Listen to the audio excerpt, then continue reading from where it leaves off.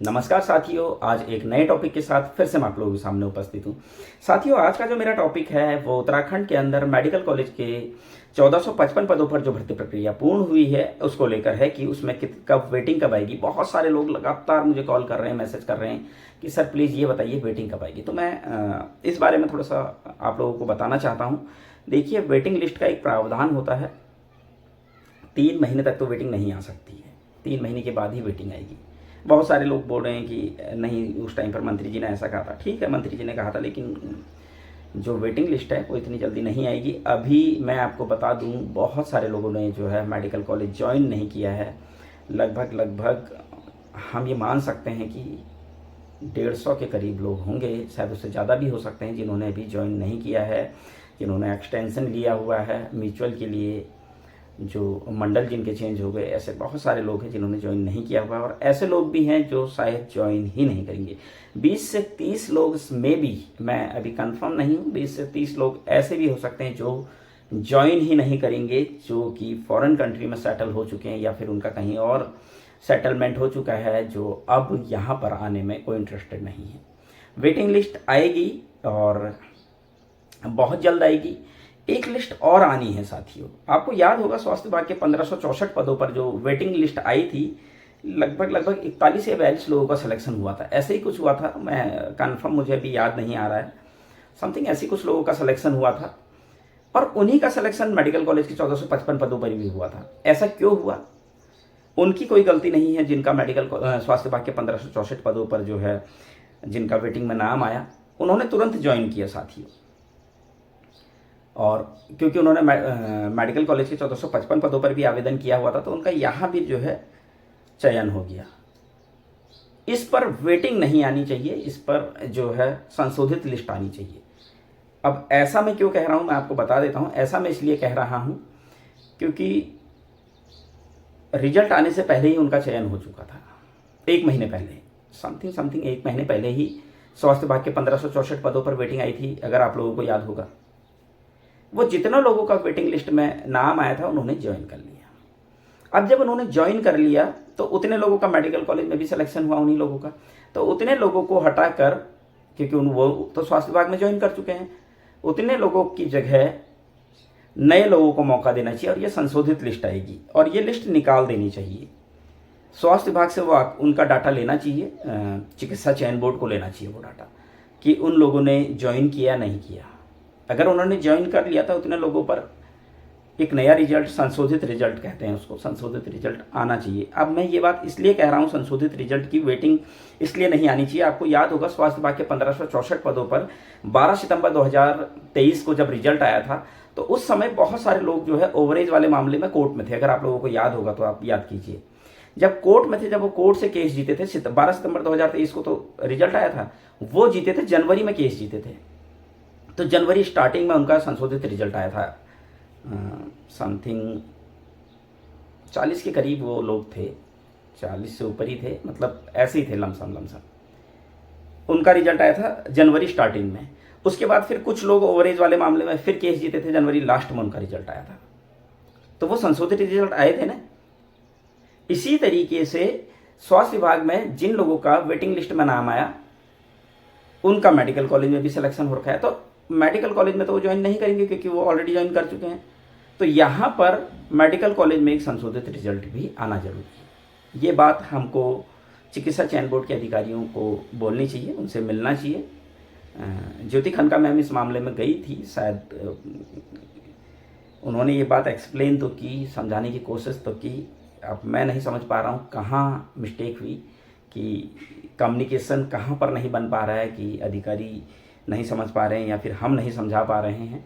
सभी लोगों को देखना चाहिए कि जिन लोगों का वेटिंग लिस्ट में नाम आया है उनकी जगह संशोधित रिजल्ट आना चाहिए। तो इसके लिए सभी लोगों को प्रयास करना चाहिए। वेटिंग लिस्ट भी बहुत जल्द आ जाएगी, 3 महीने के बाद कहा गया है कि वेटिंग लिस्ट आ जाएगी। तो इसके लिए भी अभी बहुत, वेटिंग लिस्ट में भी बहुत सारे लोगों का सिलेक्शन होना है। अभी देखते हैं कितने लोग ज्वाइन नहीं करते हैं। तो साथियों, संघर्ष तो करना पड़ेगा। डबल सिलेक्शन वाले मामले में भी आप लोगों को देखना चाहिए क्या हो रहा है क्या नहीं हो रहा है। डबल सिलेक्शन मतलब जिनका स्वास्थ्य विभाग में चयन हो गया था और उन्होंने मेडिकल कॉलेज में भी अप्लाई किया था, क्या उनका यहाँ मेडिकल कॉलेज में सिलेक्शन हुआ? अगर हुआ तो क्या उन्होंने ज्वाइन किया, ये चीज़ें भी हमें देखनी चाहिए, उन्हें एनओसी मिली या नहीं मिली, ये सब कुछ भी अपडेट हमें रखना पड़ेगा, हमें ही रखना पड़ेगा, हमारे भविष्य का सवाल है, कोई बाहर वाला नहीं रखेगा। और जो 8 कैंडिडेट मैं आपको और बता देता हूँ फर्जी डॉक्यूमेंट्स के मामले में पकड़े गए थे, उनके मामले में क्या हुआ, उनका यहाँ सिलेक्शन हुआ था, उनका भी मामला हमें देखना पड़ेगा, हर एक पॉइंट को बहुत बारीकी से देखना पड़ेगा, और तभी हमें क्लियर होगा कि कितने लोग अभी जो है, कितने लोगों की वेटिंग आएगी, कितने लोगों का अभी संशोधित रिजल्ट में नाम आएगा, ये सभी कुछ देखना पड़ेगा। अभी क्षैतिज आरक्षण का केस भी चल रहा है, डबल सिलेक्शन वाला केस भी चल रहा है, ओवरेज वाले मामले में भी अभी कोर्ट में बहुत सारे लोग हैं, तो इन कैंडिडेट्स को भी देखना पड़ेगा। और कोर्ट में जो मामले चल रहे हैं वो कहीं ना कहीं मैं आपको बता दूं, चाहे वो अदर स्टेट वाला मामला है, चाहे क्षैतिज आरक्षण वाला मामला है, चाहे वो डबल सिलेक्शन वाला मामला है, ये मामले कहीं ना कहीं क्या हो रहे हैं, इनमें सिर्फ और सिर्फ तारीख मिल रही है, कुछ भी आगे को बढ़ने को तैयार नहीं है, कुछ भी नहीं हो रहा है। तो कहीं ना कहीं हमें क्या करना पड़ेगा, मंत्री जी से मिलना पड़ेगा, स्वास्थ्य मंत्री जी से, मुख्यमंत्री जी से मिलना पड़ेगा, उनसे निवेदन करना पड़ेगा कि इन मामलों को जल्द से जल्द सुलझाया जाए, और इन मामलों में अगर जल्द से जल्द वो हस्तक्षेप करते हैं और इन मामलों को सुलझाते हैं तो कहीं ना कहीं उत्तराखंड के कई बेरोजगारों को जो है रोजगार मिल सकेगा। तो इसके लिए भी हमें एक कार्यकारिणी बनानी चाहिए, और उस कार्यकारिणी में ऐसे लोगों को रखना चाहिए जो इन मुद्दों को अच्छे से मंत्री जी के सामने रख सकें, और इन मामलों को सुलझाने की कोशिश हमें मंत्री जी के द्वारा भी करनी चाहिए। तो साथियों, ये बहुत ज़रूरी है इन मुद्दों पर बात करना, इन मुद्दों को देखना। हम लोगों को ये मुद्दे सुलझाने हैं, और हम ही लोगों को ये मुद्दे सुलझाने हैं, कोई बाहर का व्यक्ति नहीं आएगा। जैसे कि मैंने पहले भी बताया कि हमारी ज़रूरत है तो हमें ही काम करना पड़ेगा, हमें ही अपने घरों से निकलना पड़ेगा, हमें ही स्ट्रगल करना पड़ेगा। हम लोगों ने भी किया, अब हम सरकारी सेवाओं में आ चुके हैं तो कहीं ना कहीं थोड़ा बंध चुके हैं, लेकिन गाइड हम पूरा करेंगे आप लोगों को जितना हमसे हो सकेगा। अभी मैं सिर्फ और सिर्फ इतना ही कहूँगा कि सभी लोग जल्द से जल्द जो है इन मुद्दों पर एक होकर आगे आएं और इन मुद्दों पर काम करें। ये बहुत ज़रूरी मुद्दे हैं साथियों, इससे हमारे ही साथियों का सिलेक्शन होगा। हम चाहते हैं ज़्यादा से ज़्यादा लोगों का सिलेक्शन हो, जिससे कि स्वास्थ्य सेवाएं बहुत बेहतर हो सकें। अभी मेडिकल कॉलेज में बहुत ज़्यादा नर्सिंग अधिकारियों की जो है शॉर्टेज है, ऐसा नहीं है कि नहीं है, अभी बहुत शॉर्टेज है, और हमें इन मुद्दों को मंत्री जी के सामने रखना चाहिए, उनसे निवेदन करना चाहिए कि जल्द से जल्द जो है इन मुद्दों को सॉर्ट आउट किया जाए, और 1000 पदों पर भी जल्द से जल्द जो है विज्ञप्ति जारी की जाए, ताकि उत्तराखंड के बेरोजगार नर्सिंग साथियों को सरकारी सेवाओं में आने का जल्द से जल्द मौका मिल सके। मंत्री जी वैसे तो अपनी ओर से लगातार पूरी ईमानदारी से काम कर रहे हैं, लगातार अभी वो 3000 से ज़्यादा पदों पर विज्ञप्ति नर्सिंग अधिकारियों की भर्ती कर चुके हैं, और 1000 पदों पर उन्होंने और भर्ती करने का आश्वासन दिया है। ये 1000 पद बढ़कर 1500 हो सकते हैं, इसके लिए हमको प्रयास करना है। किस तरह प्रयास करना है मैं अपनी पिछली वीडियो में बता चुका हूँ। अभी मैं आप लोगों को एक ही बात कह रहा हूँ, वेटिंग लिस्ट, क्षैतिज आरक्षण, डबल सिलेक्शन, अदर स्टेट के कैंडिडेट और फर्जी डॉक्यूमेंट्स वाले मामले में इन मुद्दों पर भी हमें बात करनी चाहिए, और इन मुद्दों को हमें सॉल्व करना चाहिए। हमें ही इन मुद्दों को सॉल्व करना होगा। बाहर का कोई भी कैंडिडेट इन मुद्दों को सॉल्व करने के लिए नहीं आएगा, या फिर दूसरे प्रोफेशन का व्यक्ति इन मुद्दों पर बात नहीं करेगा। हमें ही इन मुद्दों पर बात भी करनी चाहिए।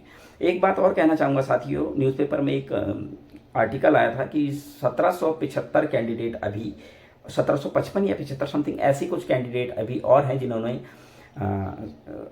रजिस्ट्रेशन जो है रिन्यू नहीं कराया है। आरटीआई में हमें ये भी जानकारी मांगनी चाहिए, आखिर वो कौन लोग हैं, उनकी पूरी लिस्ट मांगनी चाहिए। हमें क्लियर तो हो कितने लोग हैं, कहाँ के हैं। हम अगर ये सोचे वो करेगा तो कभी काम नहीं होगा। अगर हम ये सोच ले कि हाँ मुझे करना है, दूसरे के भरोसे रहना बेकार है, तो वही काम होगा। अपने खुद से भी एफर्ट लगानी चाहिए, खुद से भी काम करना चाहिए। मैं फिर से कह रहा हूँ, खुद से काम करेंगे तो ही कुछ होगा। अगर हम सोचेंगे वो करेगा, फला आदमी करेगा, वो लीडर है वो करेगा, तो ऐसे काम कभी नहीं होगा। उम्मीद करता हूँ आपको आज की जानकारी पसंद आई होगी। आगे भी मैं इसी तरह की इन्फॉर्मेशन आप लोगों के लिए लेकर आता हूँ, इसी तरह की जानकारी आप लोगों के लिए कराता रहूँगा। तब तक के लिए धन्यवाद।